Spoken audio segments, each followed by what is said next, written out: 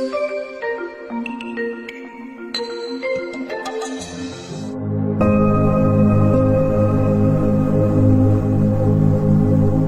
នកកំពុងតែនៅជាមួយនឹងកម្មវិធីស្ត្រីក្នុងក្តីសង្ឃឹម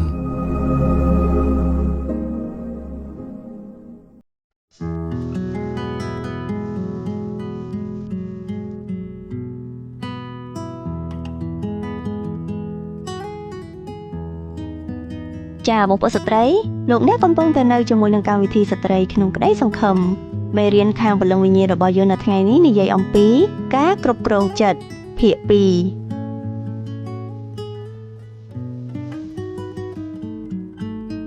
ចាបងប្អូនស្ត្រីសូមស្វាគមន៍សាជាថ្មីមកកាន់កម្មវិធីរបស់យើង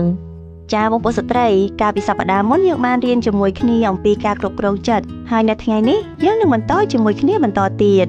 ចាបងប្អូនស្ត្រីសាវកប៉ូលក៏បានលើកឡើងនៅក្នុងកានគម្ពីរផ្សេងៗទៀតដូចនៅក្នុងព្រះគម្ពីរកូឡូសដែលគាត់និយាយថាគាត់ខំតយុទ្ធដោយអំណាចព្រះចេស្តាដែលមកពីព្រះអង្គមិនមែនតយុទ្ធដោយកម្លាំងខ្លួនគាត់ប៉ុណ្ណោះទេប៉ុន្តែគាត់បានប្រើអំណាចរបស់ព្រះជាម្ចាស់យើងឃើញហើយថាសាវកប៉ូលខិតខំអត់ទ្រាំសង្កត់ចិត្តក្នុងគ្រប់ជំពូកនៃជីវិតរបស់គាត់ចាតើយើងកំពុងតែតយុទ្ធក្នុងជីវិតរស់នៅប្រចាំថ្ងៃរបស់យើងដែរឬទេ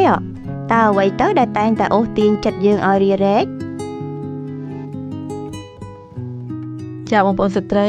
យើងមានព្រះវិញ្ញាណបរិសុទ្ធដែលតែងតែដាស់តឿនយើងប៉ុន្តែសំណួរសួរថាតើយើងសហការជាមួយនឹងព្រះអង្គយកកម្លាំងមកពីព្រះអង្គដើម្បីទប់ទល់នឹងសេចក្តីល្បួងទាំងនោះដែរឬទេយ៉ាងណាមិញការដែលយើងមានការគ្រប់គ្រងចិត្តគឺជាចំណុចមួយដ៏សំខាន់ណាស់ប្រសិនបើយើងគ្មានការគ្រប់គ្រងចិត្តទេនោះយើងក៏នឹងងាយនឹងបោះបង់នៅដំណើរគ្រប់ចំណុចនៃជីវិតរបស់យើងចោលឬដំណើររត់ប្រណាំងរបស់យើងដែលជាគ្រឹះបរិស័ទជាមិនខានចាបងប្អូនស្ត្រីយើងដឹងហើយថាយើងដែលជាគ្រឹះបរិស័ទគឺយើងមានព្រះវិញ្ញាណបរិសុទ្ធដ៏ជាជំនួយដល់យើងប៉ុន្តែប្រសិនបើបងប្អូនដែលមិនទាន់មានព្រះវិញ្ញាណបរិសុទ្ធនៅក្នុងជីវិតនៅឡើយទេនោះបងប្អូននឹងមានការពិបាកក្នុងការតយុទ្ធជាមួយនឹងសាច់ឈាមជាមិនខានឬក៏មិនដឹងថាបងប្អូនកំពុងតែតយុទ្ធផងបើយើងមិនមានព្រះវិញ្ញាណបរិសុទ្ធនោះយើងនឹងនឹកគិតថាអ្វីៗដែលយើងកំពុងធ្វើគឺជារឿងធម្មតាដូចបែបលោកីតែប៉ុណ្ណោះចាបងប្អូនស្ត្រីយ៉ាងណាមិញប្រសិនបើយើងទទួលស្គាល់ព្រះជាម្ចាស់ដោយទទួលជឿលើព្រះអង្គនោះយើងនឹងមានព្រះវិញ្ញាណរបស់ព្រះអង្គគង់ក្នុងជីវិតរបស់យើងហើយយើងនឹងចាប់ផ្ដើមមានការតបប្រឆាំងនឹងគ្នាថាតើយើងដើរតាមព្រះវិញ្ញាណបរិសុទ្ធឬដើរតាមសាច់ឈាមព្រះគម្ពីរបានប្រាប់យើងរួចហើយថាការដើរតាមបែបសាច់ឈាមមានលក្ខណៈបែបណារីឯកិច្ចការខាងសាច់ឈាមនោះប្រកាសច្បាស់ហើយគឺជាសេចក្តីកំផិតសហាយស្មន់ស្មោកគ្រោកអាភាថ្វាយបង្គំរូបព្រះមន្តអាគមសំអប់គ្នាព្រោះប្រកែកឈ្នានេះកំហឹងទាស់តែងគ្នាបាក់បែកបាក់ពួកច្រណែនកាត់សម្លាប់ប្រមឹកស៊ីផឹកជ្រុលនិងការអ្វីទៀតដែលស្រដៀងនឹងសេចក្តីទាំងនេះផងហើយខ្ញុំប្រាប់អ្នករាល់គ្នាទុកជាមុនដូចជាបានប្រាប់រួចមកហើយថាអស់អ្នកដែលប្រព្រឹត្តដូច្នេះនោះមិនបានគ្រងនគរព្រះទុកជាមរតកឡើយដែលបងប្អូនអាចរកខនេះឃើញនៅក្នុងព្រះគម្ពីរកាឡាទីជំពូក5ខ19ដល់ខ21ចាបងប្អូនស្ត្រីនេះឯងគឺជាការដើរតាមបែបសាច់ឈាមតើយើងកំពុងតែដើរដោយព្រះវិញ្ញាណបរិសុទ្ធឬដើរតាមបែបសាច់ឈាម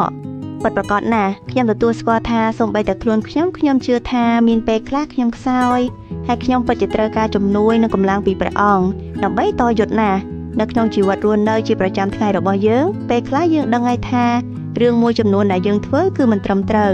ហើយមិនល្អព្រោះភាគច្រើនយើងមិនបានធ្វើនៅអ្វីដែលយើងចង់ធ្វើទេដោយដែលសាវកប៉ូលបានលើកមកថាអ្វីដែលយើងមិនចង់ធ្វើបែរជាយើងធ្វើទៅវិញតែបងប្អូនអាចរកឃើញនៅក្នុងព្រះគម្ពីររ៉ូមជំពូក7ខ14ដល់ខ20ចាបងប្អូនស្ត្រីនេះមិនមែនមានន័យថាជីវិតជាគ្រឹះបរិស័ទជាជីវិតដែលល្អឥតខ្ចោះរហូតនោះទេព្រោះមានពេលខ្លះយើងភ្លាត់ដែលធ្វើបាបដែរប៉ុន្តែអ្វីដែលខុសប្លែកក្នុងជីវិតយើងជាគ្រឹះបរិស័ទគឺនៅពេលដែលយើងភ្លាត់ធ្វើបាបគឺយើងបានងាកបែរហើយលន់តួទៅចំពោះព្រះអង្គវិញការដែលយើងគ្រប់គ្រងចិត្តយើងនោះគឺជាការមួយដ៏សំខាន់ណាស់ក្នុងការគ្រប់គ្រងចិត្តយើងត្រូវរៀនសូមកម្លាំងពីព្រះអង្គហើយបន្តហ្វឹកហាត់ចាប់ពីតូចទៅធំ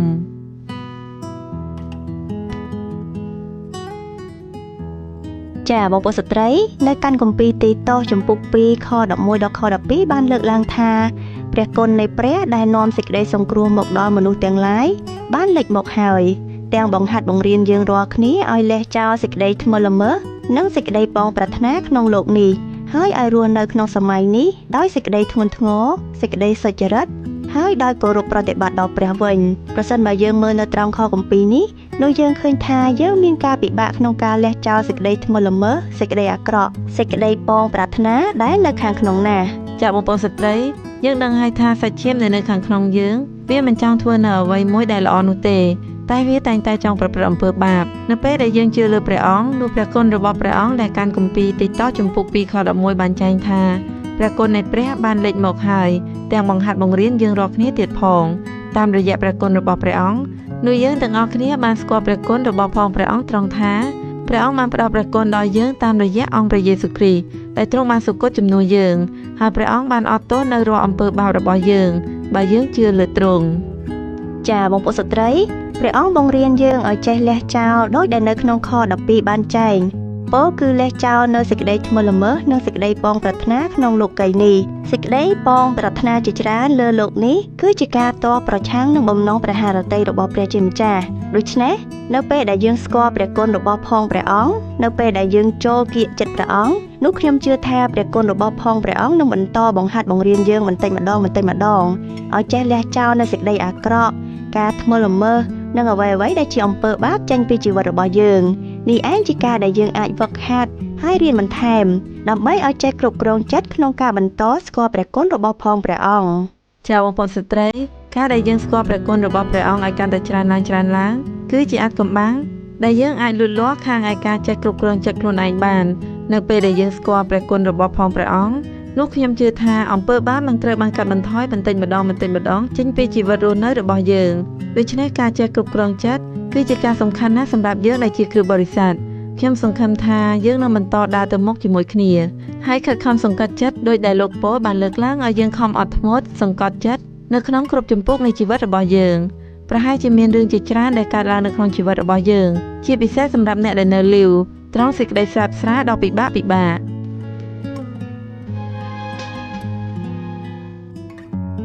ចាប៉ុណ្ណាព្រះអង្គនឹងផ្ដល់ព្រះគុណឲ្យយើងបានយ៉ាងគ្រប់គ្រាន់ល្មមដែលអាចឲ្យយើងឈ្នះអាចគ្រប់គ្រងចិត្តរបស់យើងបានដើម្បីឲ្យយើងបានស្អាតបរិសុទ្ធនៅចំពោះព្រះភ័ក្ត្ររបស់ព្រះអង្គនេះជាបំណងរបស់ព្រះគឺឲ្យអ្នករាល់គ្នាបានបរិសុទ្ធដើម្បីឲ្យអ្នករាល់គ្នាជៀសវាងនៅអំពើអសិលធម៌ខាងផ្លូវភេទហើយម្នាក់ត្រូវចេះគ្រប់គ្រងរូបកាយរបស់ខ្លួនដោយបរិសុទ្ធនិងសេចក្តីថ្លៃថ្នូរ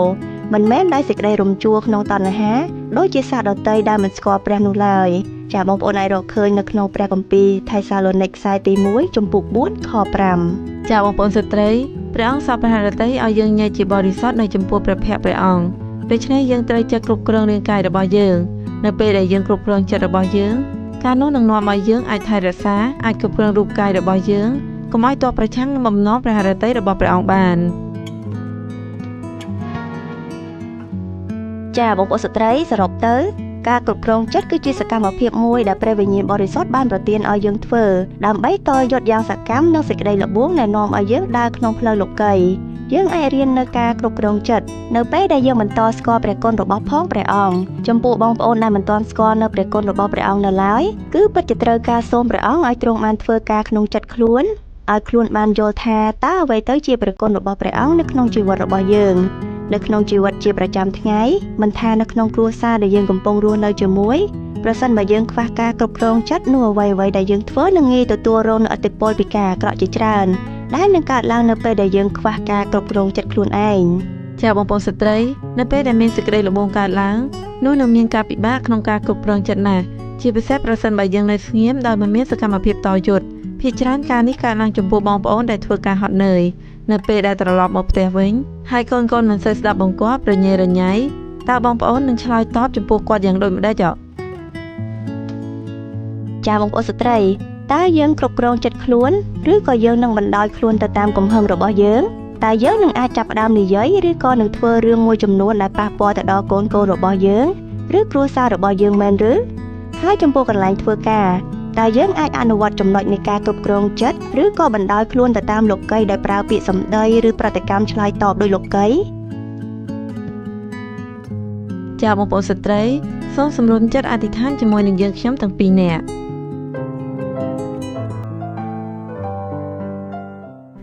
អោព្រះអង្គម្ចាស់នៃយើងខ្ញុំអើយ គុណសូមអរព្រះគុណទ្រង់ដែលទ្រង់បានបង្រៀនកូនទាំងអស់គ្នាតាមរយៈព្រះបន្ទូលរបស់ទ្រង់ឲ្យចេះគ្រប់គ្រងចិត្តឲ្យបានល្អគ្រប់ពេលវេលានិងគ្រប់ទីកន្លែងដែលកូនទៅសូមកុំឲ្យកូនទាំងអស់គ្នាត្រូវភ្លាត់ដួលឡើយសូមឲ្យកូនទាំងអស់គ្នាចេះគ្រប់គ្រងចិត្តក្នុងរបៀបរបស់ទ្រង់ជាជាងតាមចិត្តរបស់ខ្លួនឯងគុណសូមអរព្រះគុណទ្រង់គុណសូមថ្វាយបងប្អូនអ្នកស្ដាប់ទាំងអស់នៅក្នុងព្រះនាមព្រះអម្ចាស់ព្រះយេស៊ូវគ្រីស្ទអាមែន ខ្ញុំចង់ក្លាយជាក្តីអំណរនៃព្រះអង្គសូមទ្រង់បដូរចិនខ្ញុំជាថ្មីសូមប្រែខ្ញុំឲ្យក្លាយជាបាវថ្មីសូមទ្រង់ប្រទានគុណលឺដល់រូបខ្ញុំចិនប្រាថ្នាដែលខ្ញុំមានគឺចង់ខ្លាចជាក្តីអំណរនៃព្រះអង្គចិនប្រាថ្នាដែលខ្ញុំមានគឺចង់ខ្លាចជាក្តីអំណរនៃព្រះអង្គចា